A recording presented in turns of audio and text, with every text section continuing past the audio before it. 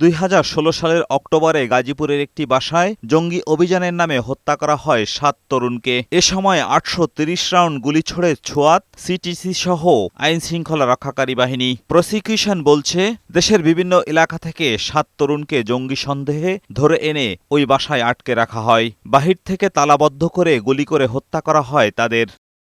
সোমবার এক পরিবারের অভিযোগের প্রেক্ষিতে আন্তর্জাতিক অপরাধ ট্রাইব্যুনালে এই নতুন মামলা দায়ের করে চিফ প্রসিকিউটর। এ সময় সাবেক আইজিপি জাবেদ পাটোয়ারি, সে সময়ের গাজীপুরের পুলিশ সুপার হারুনা রশিদ, সিটিটিসির প্রধান মনিরুল ইসলাম সহ 5 জনের বিরুদ্ধে গ্রেপ্তারি পরোয়ানা জারি করে আন্তর্জাতিক অপরাধ ট্রাইব্যুনাল।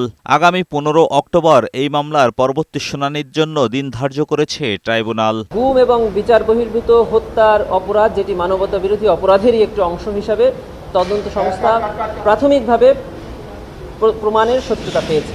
তারই ভিত্তিতে এই 5 জনের বিরুদ্ধে একটি গ্রেফতারের আবেদন তদন্ত সংস্থা আমাদেরকে জানিয়েছিল। আমরা আন্তর্জাতিক অপরাধ ট্রাইব্যুনালে সাবেক আইজিপি জাবেদ পাটোয়ারি সাহেব সহ 5 জনের বিরুদ্ধে গ্রেফতারি পরোয়ানার আবেদন করেছিলাম। মাননীয় ট্রাইব্যুনাল তাদের বিরুদ্ধে গ্রেফতারি পরোয়ানা জারি করেছে। এদিন চাংখারপুলের মানবতাবিরোধী অপরাধের মামলার সাক্ষীকে হুমকি ও ভয়ভীতি দেখানোর ঘটনায় হাজির হন বংশাল থানার ওসি। ট্রাইব্যুনাল তাকে বলেন, সাক্ষীর নিরাপত্তার সব ধরনের ব্যবস্থা নিতে হবে।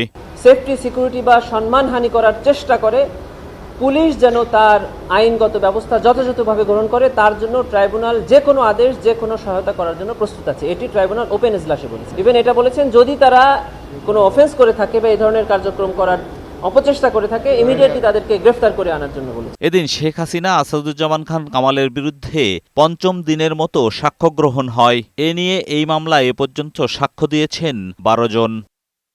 এজাজুল হক মুকুল, বৈশাখী সংবাদ, ঢাকা।